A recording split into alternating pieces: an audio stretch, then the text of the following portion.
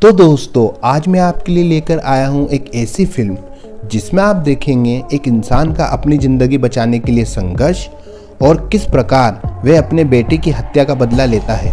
Movie का time 1823 का दिखाया गया है, जहां हम मूवी का मेन कैरेक्टर ह्यू ग्लास को देखते हैं जो एक शिकारी ग्रुप का मेंबर है। यह ग्रुप जानवरों का शिकार करके उनकी स्किन को बेचकर पैसे कमाता है। इस बार भी यह शिकार के लिए आया हुआ है, जहां ह्यू ग्लास ग्रुप अपने बेटे के साथ दिखाया जाता है। शिकार करने के बाद ग्रुप खाना खाने के लिए रुकता है, तभी अचानक से इन्हें घोड़ों की आवाज़ सुनाई देती है। वह लोग अलर्ट हो जाते हैं, लेकिन इन पर अचानक से ही कुछ आदिवासी लोगों का हमला हो जाता है और वो उन्हें बुरी तरह से मारने लगते हैं। असल में वे उन पर हमला इसलिए कर रहे थे क्योंकि आदिवासी कबीले के जो सरदार हैं उनकी बेटी को किसी ने किडनैप कर लिया था, जिस वजह से वे उसे चारों तरफ पागलों की तरह ढूंढ रहे थे। इस हमले में ग्रुप के काफ़ी सारे साथी मारे जाते हैं, मगर ह्यू अपने बेटे को लिए उनकी नज़र से बचकर भाग जाता है और उनकी नज़रों से बचते हुए वे एक नदी तक पहुंचते हैं। इनके साथ इनके बचे हुए और भी साथी थे। ये सभी आदिवासी से बचने के लिए नदी के रास्ते आगे बढ़ते हैं। कुछ दूर जाते ही ग्लास अपने साथियों से कहता है कि अगर नदी के रास्ते आगे बढ़ते रहें तो पहाड़ी के रास्ते से वे आदिवासी आसानी से हमला कर सकते हैं, इसलिए हमें जंगलों के रास्ते से आगे बढ़ना चाहिए। ग्लास की बात सुनकर सभी सहमत हो जाते हैं, लेकिन इनके ग्रुप के एक आदमी जॉन कहता है कि नदी के रास्ते से ही आगे बढ़ना चाहिए। लेकिन इनके ग्रुप के कैप्टन हेनरी भी ग्लास की बात से सहमत हो जाता है, इसलिए सब जंगल के ही रास्ते आगे बढ़ने का सोचते हैं और सब किनारे पर आते हैं, जहां पर कैप्टन कहता है कि सबसे पहले हमें इन चमड़ों को कहीं पर छिपा देना चाहिए और अगर जिंदा बच गए तो इन्हें वापस लेने आ जाएंगे। और वे सब उन चमड़ों को दफना देते हैं और कैप्टन उन्हें उस बोट को भी नदी में छोड़ने को कहता है, जिस वजह से आदिवासी को लगे कि वे नदी के रास्ते भाग चुके हैं। लेकिन यहाँ पर कुछ लोग जंगल के रास्ते से नहीं जाना चाहते थे और उनमें आर्गुमेंट हो जाती है, जिस वजह से ग्रुप के कुछ लोग उसी बोट में आगे जाने का डिसीजन लेते हैं। थोड़ी दूर जाने के बाद ही उस बोट पर आदिवासी हमला कर देते हैं और बोट में सवार सभी लोगों को मार देते हैं, जिससे यह साबित होता है कि ग्लास की प्रेडिक्शन सही थी। काफी दूर चलने के बाद ये लोग जंगल में आराम करने लगते हैं। जब ये लोग आराम कर रहे होते हैं, उसी दौरान ग्लास शिकार करने के लिए चला जाता है। उसी जंगल में भालू के 2 बच्चे दिखाई देते हैं, जिन पर वह निशाना लगाने वाला होता है। तभी ग्लास को अपने पीछे कुछ हलचल महसूस होती है। जब वह पीछे मुड़कर देखता है तो उन दोनों बच्चों की मां दिखाई देती है, जो कि पलक झपकते ही ग्लास पर हमला कर देती है और वह भालू ग्लास पर इतनी बेरहमी से हमला करता है कि ग्लास को समझने का मौका ही नहीं मिलता। फिर ग्लास चुपचाप मरने की एक्टिंग करता है, जिससे मदर भालू अपने बच्चों के पास चली जाती है और इसी मौके का फायदा देख ग्लास अपनी बंदूक को उठा लेता है और भालू को मारने की कोशिश करता है। जैसे ग्लास भालू पर गोली चलाता है, मादा भालू तेजी से ग्लास पर फिर हमला कर देती है। भालू ने ग्लास पर इतनी बुरी तरह से हमला किया होता है कि उसके पूरे शरीर से खून निकल रहा होता है और वह उसके गले को भी फाड़ देता है। लेकिन गोली लगने की वजह से भी भालू का काफी खून बह चुका होता है, जिस वजह से वो शांत हो जाता है। इसी मौके का फायदा देखकर ग्लास अपना चाकू निकाल लेता है और भालू पर वार पे वार करता रहता है, जिस वजह से भालू मर जाता है और भालू ग्लास के ऊपर गिर जाता है। ग्लास भी अब बेहोश हो जाता है। तभी ग्लास के साथी ग्लास को ढूंढते हुए वहां आ जाते हैं। वो सभी ग्लास को मरे भालू के नीचे देखते हैं, जो कि बहुत जख्मी हालत में था, और ग्लास को भालू के नीचे से निकालते हैं। वो देखते हैं कि ग्लास का कोई भी अंग ऐसा नहीं था जो कि ना चीरा गया हो। कैप्टन इसकी यह हालत देखकर उसके शरीर पर टांके लगाने लगता है ताकि उसका खून रुक सके, लेकिन ग्लास को इतना दर्द हो रहा होता है कि वो बेहोश हो जाता है। बेहोश होने के बाद कैप्टन ग्लास के गले पर भी टांके लगा देता है, जो कि पूरा छिला हुआ था। ये लोग ग्लास को लेकर आगे बढ़ते हैं। आगे चलने के बाद ऊंची पहाड़ियां आ जाती है, जहां अकेले इंसान को चढ़ने में भी बहुत परेशानी होती है। ऐसे में ये लोग ग्लास को और आगे तक नहीं ले जा सकते थे। फिर ये लोग आगे जाकर एक जगह पर रुक जाते हैं और इनमें से एक, जिसका नाम जॉन होता है, पहले से ही ग्लास और उसके बेटे से नफरत करता है। वो सबको कहता है कि अगर इसके सहारे जंगल में हम यूं ही चलते रहे तो वो आदिवासी हमको ढूंढकर मार डालेंगे, इसलिए हम सबकी भलाई इसी में है कि हम इसको छोड़कर यहाँ से आगे बढ़ें। कैप्टन डिसाइड करता है कि वो इसे यहीं छोड़कर आगे चलेंगे और ग्लास की इतनी बुरी हालत देखकर कैप्टन इसे यहाँ नहीं छोड़ना चाहता था, इसलिए वो ग्लास पर बंदूक तानकर उसे मारने की सोचता है। ग्लास का बेटा हॉक कैप्टन को ऐसा करने से मना कर देता है और कैप्टन को भी ग्लास पर दया आ जाती है और वह उसे नहीं मारता, लेकिन वह उनको कहता है कि जो भी ग्लास के साथ रुकेगा मैं उसे $70 दूंगा। यह सुनकर ग्लास के बेटे और एक लड़का जिसका नाम रिजर्व होता है कहता है कि चाहे हमें पैसे ना दो, हम इसके साथ रुकेंगे। अब जॉन, जो ग्लास से पहले से ही नफरत करता है, वह कहता है कि $70 बहुत कम है, वह $100 लेगा।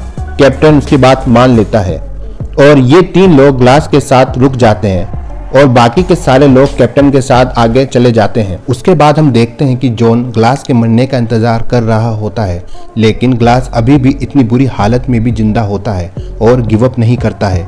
इसी बीच हॉक और वो दूसरा लड़का ब्रिजर शिकार पर चले जाते हैं और जॉन ग्लास के पास आता है और कहता है कि मुझे पता है कि तुम मरना चाहते हो, लेकिन तुम मर नहीं पा रहे हो, इसलिए इस काम में मैं तुम्हारी मदद करूंगा, क्योंकि अगर तुम ऐसे ही जिंदा रहे तो वो आदिवासी हमें ढूंढकर मार डालेंगे, जिससे तुम्हारा बेटा भी मारा जाएगा, और अगर तुम अपने बेटे को बचाना चाहते हो तो तुम जल्दी से मेरे हाथों से मर जाओ। जॉन कहता है कि अगर तुमने अपनी पलकें झपकाई तो मैं ये समझूंगा कि तुम मरने के लिए तैयार हो, लेकिन ग्लास यहाँ मरना नहीं चाहता था, इसलिए वो अपनी पलकें नहीं झपकाता। पर कब तक ग्लास अपनी पलकें नहीं झपकाता, और जैसे ही वे अपनी पलकें झपकाता है जिससे जॉन ग्लास का गला दबाने लगता है, पर तभी वहाँ ग्लास का बेटा हॉक आ जाता है और वह जोर जोर से चिल्लाने लगता है, जिससे वे तीसरा आदमी भी वहाँ आ जाए और ग्लास की जान बच सके। लेकिन जॉन अपना खंजर निकालकर ग्लास के बेटे को मार देता है। ग्लास दूर से ही ये सब देख रहा होता है, पर वह कुछ नहीं कर पाता है। जॉन ब्रिजर के आने से पहले ही जल्दी से हॉक की लाश को छिपा देता है, और जब ब्रिजर वहां आता है और हॉक के बारे में पूछता है तो जॉन कहता है कि वो अभी नहीं आया है। तभी ग्लास ब्रिजर को बताने की कोशिश करता है, पर ब्रिजर उसकी बात समझ नहीं पाता है। जॉन फिर से परेशान हो जाता है क्योंकि ग्लास अभी भी जिंदा होता है, और जॉन फिर से अपनी चाल चल देता है।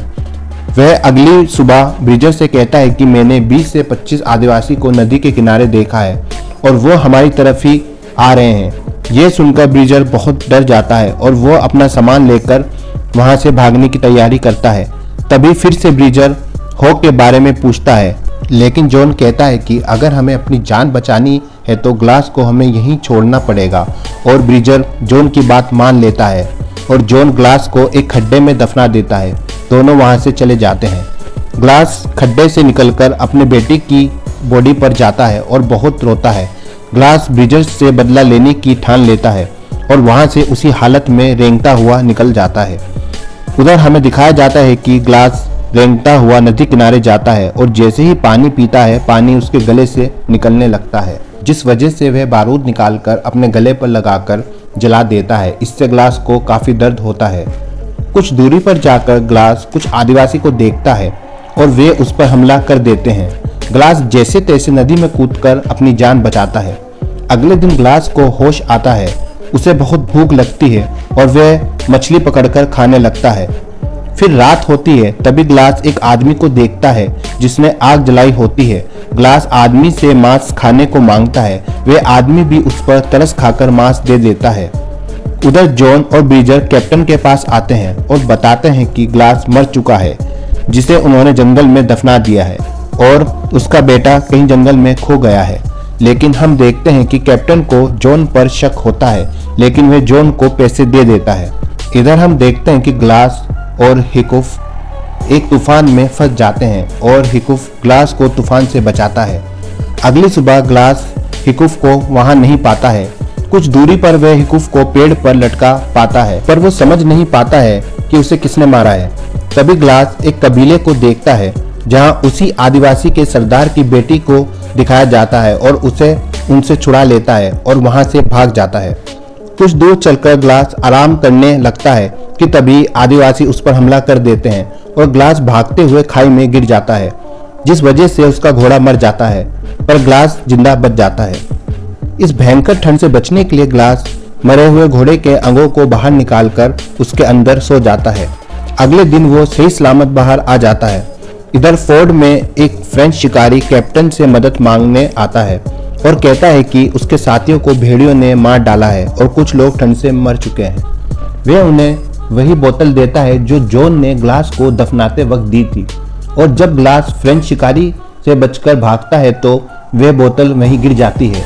अब जॉन समझ गया था कि ग्लास जिंदा है, लेकिन कैप्टन ने समझा कि होक जिंदा होगा।